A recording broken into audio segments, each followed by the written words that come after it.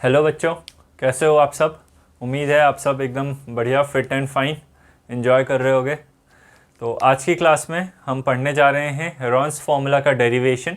Heron's formula होता क्या है, किसने दिया था, कब दिया था, क्यों दिया था, इसका क्या एप्लीकेशन है, ये सारी चीज़ें हमने पिछले क्लास में पढ़ ली थी। आप ये वीडियो आपको दिख रहा होगा ऊपर लिंक में, आप इस पर क्लिक करके पहला चैप्टर देख सकते हैं। पहला वीडियो बहुत अच्छा है। तो हेरॉन्स फार्मूला हेरॉन नाम के एक साइंटिस्ट ने दिया था, मैथमेटिशियन थे वो। तो उन्होंने ये फॉर्मूला दिया था ताकि हम एरिया ऑफ ट्रायंगल फाइंड कर सकें। अगर हमें एक ऐसा ट्रायंगल दे रखा है जिसके साइड्स तो हमें पता है, हमें और जानकारी नहीं है, एक ऐसा ट्रायंगल जिसके हमें तीनों साइड्स पता हैं पर उसके बारे में हमें और कोई जानकारी नहीं है, एक ऐसे ट्रायंगल या त्रिभुज का एरिया या क्षेत्रफल निकालने के लिए हम इस्तेमाल करते हैं हेरॉन्स फार्मूला, जो कि दिया गया है area of triangle A B C. अगर ए बी सी एक ट्रायंगल है जिसमें एक साइड ए यूनिट्स की है, एक साइड बी यूनिट्स है, एक साइड सी यूनिट्स, ये नंबर्स कुछ भी हो सकते हैं, कोई भी नंबर हो सकते हैं, इसलिए इनको नंबर ना दे करके ए बी और सी लिखा गया है। ठीक है, ये कुछ नंबर होगा, ये भी कुछ नंबर होगा, ये भी कुछ डिस्टेंस होगा, कुछ सेंटीमीटर, कुछ मीटर, कुछ होगा। ठीक है, तो एरिया ऑफ ट्रायंगल इस फॉर्मूले से दिया जाता है। Area of triangle is equal to एक बड़ा सा अंडर रूट, उसके अंदर में s multiplied by s minus a multiplied by s minus b multiplied by s minus सी।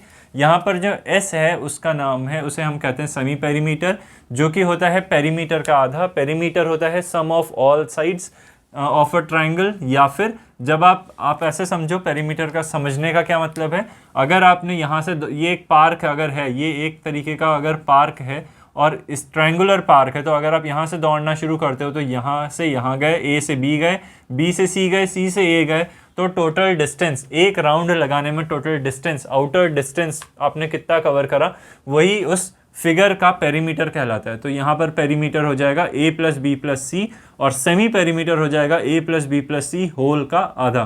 तो इसी सेमी पेरीमीटर का इस्तेमाल करके s, s minus a, s minus b, s minus c, ये फॉर्मूला है हमारा हेरॉन्स फार्मूला, इसे कहते हैं। ठीक है, आज की क्लास इंपॉर्टेंट क्लास है और कई बार ये स्कूल्स में भी नहीं पढ़ाई जाती है। डेरिवेशन ऑफ हेरॉन्स फार्मूला थोड़ा सा लेंदी है, आप समझने की कोशिश करना, मैं काफ़ी आसान लैंग्वेज में आपको समझाने की कोशिश करता हूँ। तो हेरॉन्स फार्मूला का डेरिवेशन हम करने जा रहे हैं। तो सबसे पहले एक हम फिगर ले लेते हैं, मान लेते हैं ये हमारा गिवन ट्रायंगल है। ठीक है, इसमें एक साइड ए यूनिट्स की है, एक साइड बी यूनिट्स की है और एक साइड सी यूनिट्स की है। ठीक है, तो ये हम डेरिवेशन पढ़ रहे हैं, इसलिए पढ़ रहे हैं क्योंकि मैथ्स में कई चीज़ें आप लोग याद कर लेते हैं। आपने हेरॉन्स फार्मूला याद कर लिया, एग्ज़ाम में अप्लाई कर दिया, क्वेश्चन लगा दिया, सॉल्व हो गया, काम बन गया, मार्क्स आपको मिल जाएंगे। लेकिन थोड़ा सा आप माइंड इस्तेमाल करो, थोड़ा सा दिमाग इस्तेमाल करो और सोचो कि ये सारी चीज़ें आई कैसे होंगी। भगवान ने तो हमारी बुक्स में लिखा नहीं होगा, ऊपर से कोई आ करके, कोई शक्ति आ करके हमारे बुक्स में अपने आप तो छप नहीं गया होगा। ये हम आप जैसे ही बच्चे और लोग हैं जो सोचते हैं, जो कुछ करते हैं, कुछ उनको नया मिलता है, फिर वो सबको बताते हैं कि देखो मैंने ये खोज निकाला है। फिर लोग उसको चेक करते हैं कि क्या ये सच सही बोल रहा है या गलत बोल रहा है।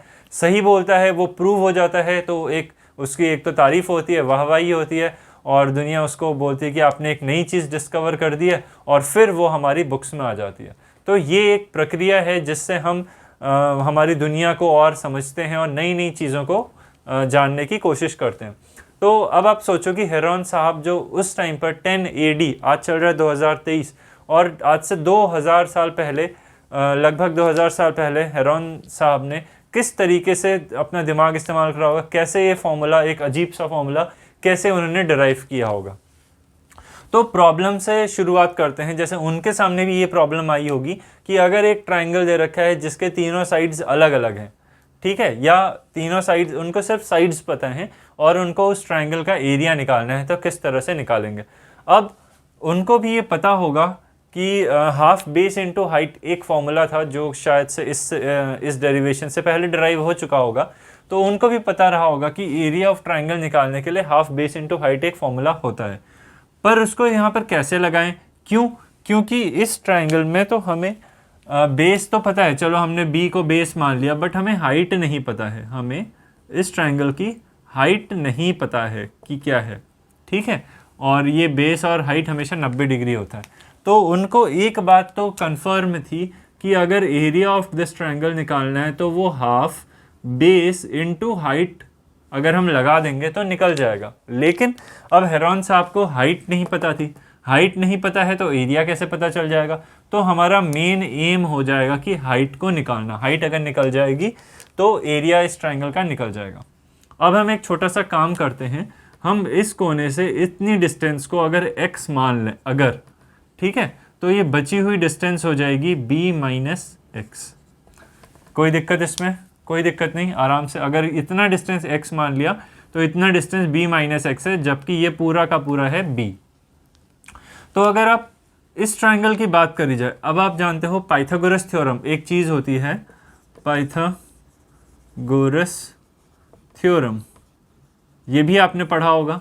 पाइथागोरस थ्योरम कहता है कि अगर एक राइट एंगल्ड ट्रायंगल है, अगर एक ऐसा ट्रायंगल है जिसकी एक साइड, एक एंगल जिसका 90 डिग्री है, ठीक है, और उसके 3 साइड्स मान लेते हैं हम P, Q, R है, हाँ, ये P यूनिट्स की साइड है, ये Q यूनिट्स की, ये R यूनिट की, तो 90 डिग्री के अगल बगल वाली साइड, एक को बेस बोलेंगे, एक को परपेंडिकुलर, 90 डिग्री के सामने वाली साइड को हाइपोटेन्यूस बोलते हैं, हाइपोटेन्यूस, ठीक है, इसको बेस, इसको परपेंडिकुलर। तो area of right angled triangle, तो आप जानते हो हाफ बेस इनटू हाइट होता है। पाइथागोरस थ्योरम ये कहता है, पाइथागोरस थ्योरम कहता है कि इन साइड्स, राइट एंगल ट्रायंगल के साइड्स के बीच में भी एक रिलेशन होता है। वो रिलेशन क्या होता है कि अगर आप p का स्क्वायर प्लस q का स्क्वायर करोगे तो आपको हमेशा r का स्क्वायर मिलेगा। मतलब ये r, ये साइड्स ऐसी होती ही हैं कि आप इसका साइड का स्क्वायर इसका साइड का स्क्वायर करोगे, उनको जोड़ दोगे तो आपको हमेशा इस साइड के स्क्वायर के बराबर मिलेगा। एक एग्जाम्पल के तौर पे मैं बोलता हूँ कि अगर एक ट्रायंगल आप बनाओ जो कि है 3 सेंटीमीटर, 4 सेंटीमीटर, तो ये 5 सेंटीमीटर आएगा। एक दूसरा ट्रायंगल बनाने की कोशिश करना जो कि है 5 सेंटीमीटर, 12 सेंटीमीटर, तो ये 13 सेंटीमीटर। आप एक काम करना, आप स्केल लेना, स्केल से ये दोनों ट्रायंगल अपनी कॉपी में बनाने की कोशिश करो, ठीक है। इस साइड को मत बनाना, ये साइड नहीं, आप बस इतना ध्यान रखना कि 12 सेंटीमीटर बेस, पहली लाइन ये बनाया, फिर 90 डिग्री पर, एग्जैक्टली 90 डिग्री का कोण होना चाहिए और 5 सेंटीमीटर ये साइड बना दो। फिर आप स्केल से इसको और इसको नापने की कोशिश करना और देखना कितना आएगा, ठीक है। और ये 13 आया। फिर अगर आप चेक करो कि अगर 5 का स्क्वायर प्लस 12 का स्क्वायर करते हैं तो क्या वो 13 के स्क्वायर के बराबर आता है। अगर आता है तो ये एक राइट एंगल ट्रायंगल है जो पाइथागोरस थ्योरम फॉलो कर रहा है। अगर ये 13 के बराबर, 13 के स्क्वायर के बराबर नहीं आता है इनका स्क्वायर का सम, तो मैं ये गलत बोल रहा हूँ, ठीक है। उसी तरह आप एक काम करना, पहले 4 सेंटीमीटर की लाइन बनाना, 90 डिग्री पर 3 सेंटीमीटर बनाने की कोशिश करना। जब ये बन जाए, ये 90 डिग्री एग्जैक्ट होना चाहिए, यहाँ पर एरर के चांसेस हैं, बहुत माइन्यूट एरर, उसको इग्नोर करना। जैसे अगर आपने एग्जैक्टली 90 ना बनाया, थोड़ा उधर या इधर करा, तो एग्जैक्ट 5 नहीं आएगा, तो 5 से थोड़ा आगे या थोड़ा पीछे चला जाएगा। तो इसको बड़े केयरफुली आप बनाना, ठीक है। तो आपको पता चलेगा कि ये रिलेशन हमेशा फॉलो करता है इन अ राइट एंगल्ड ट्रायंगल, ठीक है। तो ये पाइथागोरस थ्योरम हमारा होता है। तो उन्होंने इसी पाइथागोरस थ्योरम का इस्तेमाल किया होगा इन ट्रायंगल। यहाँ पर इनका नामकरण कर देते हैं, मान लेते हैं ये ए है, ये बी है, ये सी है, ठीक है। तो अब इन ट्रायंगल हम ए बी, इसको हम बोल देते हैं D, in triangle A B D, in triangle A B D, A B D triangle आप देख रहे हो, ये एच है, ये एक्स है, ये ए है। तो ए स्क्वायर की वैल्यू हो जाएगी H square plus x square, ठीक। ये हमारा एक रिलेशन हमें पता चल गया। अगर हम इस ट्रायंगल की बात करी जाए ए डी सी की, in triangle a d c, a d c की बात करी जाए तो आप देख रहे हो h square plus B minus x का square must be equal to c का square. This is your second relation, ठीक है। देखो अभी ध्यान से देखते रहो, हमें निकालना क्या है, हमें निकालना है इस फॉर्मूले से हमें एरिया कैलकुलेट करना होगा और उससे हमें ये फॉर्मूले पर पहुंचना होगा, ठीक है। तो अब इन दोनों को सॉल्व अगर करते हो, ठीक है, इन दोनों को सॉल्व करते हो, जैसे ये है आपका h square plus x square is equal to a square, ये पहली इक्वेशन थी। ठीक है, h square plus x square is equal to a square पहली इक्वेशन, और एच स्क्वायर प्लस इतना इक्वल टू इतना। अब सेकेंड इक्वेशन में से फर्स्ट इक्वेशन को अगर आप माइनस कर दो, सेकेंड इक्वेशन में से फर्स्ट इक्वेशन को आप माइनस कर दो, ये माइनस ये माइनस ये माइनस, तो ये कैंसिल हो जाएगा। ठीक है, तो ये बचेगा क्या आपका, ये बचेगा b माइनस एक्स का square minus x square must be equal to C square minus A square. Now इसको थोड़ा और सॉल्व करा जाए अगर, तो ये आ जाएगा, अब आपने एक फॉर्मूला और पढ़ा होगा, ये जो मैं यहाँ लिखता जा रहा हूँ इंपॉर्टेंट चीज़ें हैं। A square minus B square का फॉर्मूला आपने पढ़ा होगा, a plus b multiplied by A minus b, ये भी एक फॉर्मूला होता है। कैसे पता, जब आप इसको सॉल्व करोगे, इसको सॉल्व कैसे किया जाता है, इसको इससे मल्टीप्लाई करो, फिर इससे मल्टीप्लाई करो, फिर इसको इससे मल्टीप्लाई करो, फिर इसको इससे मल्टीप्लाई करो। जब सॉल्व करोगे बड़ा सा नंबर आएगा, कैंसिल हो जाएंगे कुछ चीज़, तो आपको यहीं पर पहुँच जाओगे आप। तो इसको सॉल्व करोगे, A square minus B square दिया है तो A plus B A minus B में लिख सकते हैं, तो ये आ जाएगा ए प्लस बी एक ब्रैकेट में multiplied by A minus B दूसरे ब्रैकेट में सी स्क्वायर माइनस ए स्क्वायर। इस पूरे को मैं पहला टर्म बोल रहा हूँ, इसको दूसरा, तो ए प्लस बी एक ब्रैकेट में, ये एक चीज़ है, ठीक है, इसलिए इसको चेंज नहीं किया, और ए माइनस बी इधर। जब सॉल्व करोगे ये और ये कैंसिल हो जाएंगे, बी दूसरे ब्रैकेट में b minus two X is equal to C square minus A square. यहाँ से ये हो जाएगा, ये b इसके नीचे जाएगा, ये b इस पूरे के नीचे जाएगा, अपॉन b हो जाएगा। ठीक है, फिर उसके बाद इस 2x को इधर ले जाइए, इस पूरे को इधर ले जाएगा, ये हो जाएगा b, और इधर हो जाएगा माइनस सी स्क्वायर माइनस ए स्क्वायर अपॉन b, ये पूरा का पूरा इधर आ जाएगा, would be equal to 2x। और जब आप इसको सॉल्व करेंगे तो यहाँ से x की वैल्यू आ जाएगी, x would be equal to, x would be equal to B square minus C square minus A square whole upon 2b, और यहाँ से x की वैल्यू आ जाएगी B square plus A square minus C square upon 2b।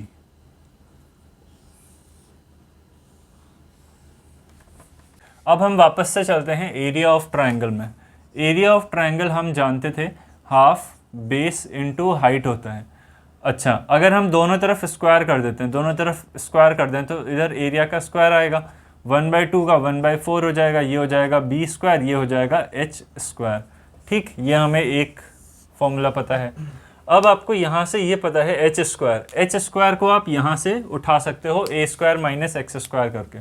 Now from equation 1, first equation से आप H square की जगह पर क्या लिख सकते हो, a square would be equal to 1/4 b square into h square की जगह आप लिख सकते हो a square minus x square.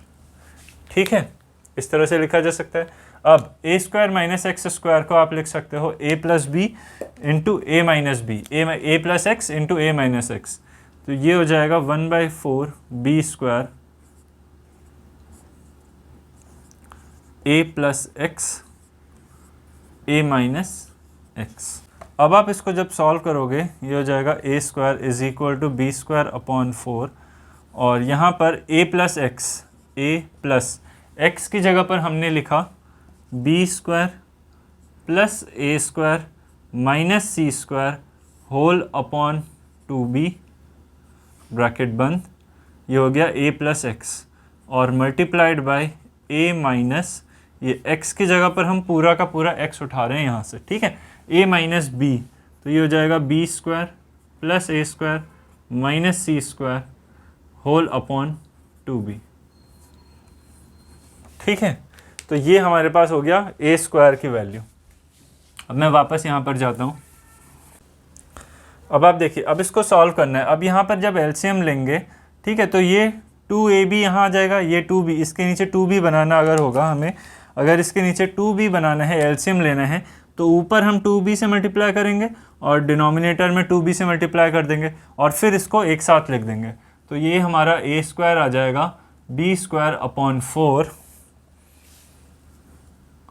2ab plus A square plus b square minus C square upon 2b, एक ब्रैकेट में, और दूसरे ब्रैकेट में हमारे पास आ जाएगा 2ab माइनस ए square minus B square plus c square upon 2b।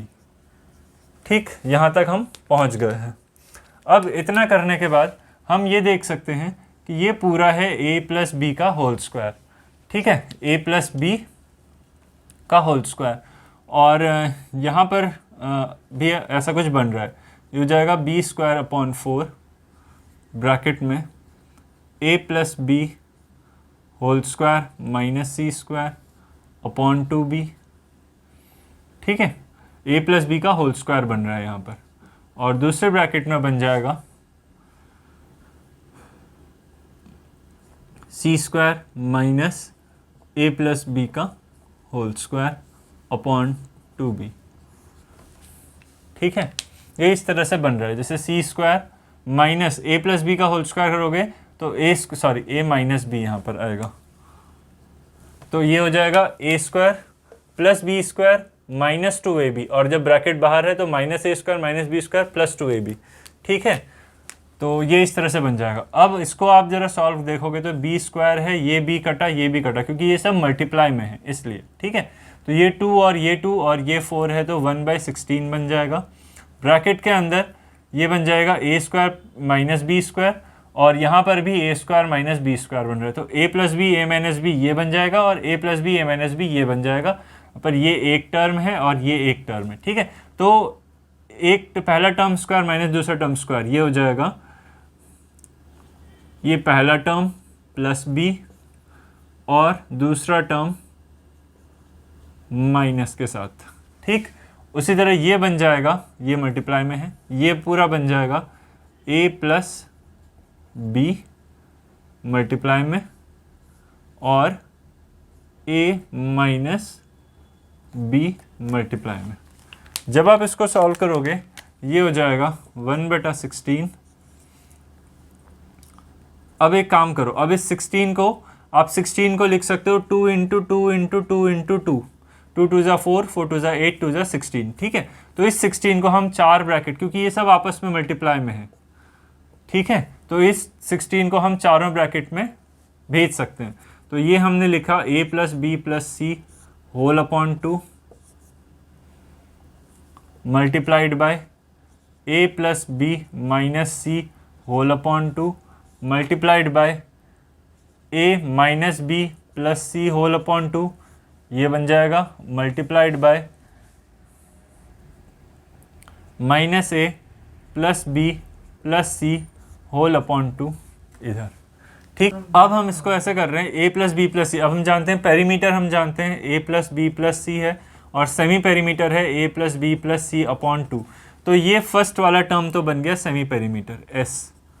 ठीक है, अब आप सेकेंड ब्रैकेट को देखना, अगर मैं यहाँ पर प्लस सी माइनस सी कर दूँ तो तो कोई फ़र्क नहीं पड़ेगा।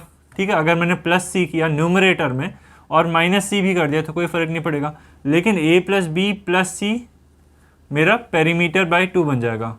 तो ये हो गया s multiplied by a plus B plus C minus C minus 2c upon 2। ये मेरा दूसरा ब्रैकेट बन गया। तीसरा ब्रैकेट में माइनस बी था, मैंने प्लस बी माइनस बी करा, तो a plus B plus C, a plus B plus C minus 2b whole upon 2, दूसरा ब्रैकेट। ठीक है, और ये वाला ब्रैकेट, अब माइनस a है मेरे पास तो मैंने प्लस a माइनस a कर दिया, तो a plus B plus c और minus a minus 2a upon 2, ये मेरा बन गया। ठीक है, देखो अलग अलग किया है, अगर इसको एक साथ लिखोगे तो ये कंप्लीट के अंदर 2 आ जाएगा। ठीक है, इतना हमारा हो गया।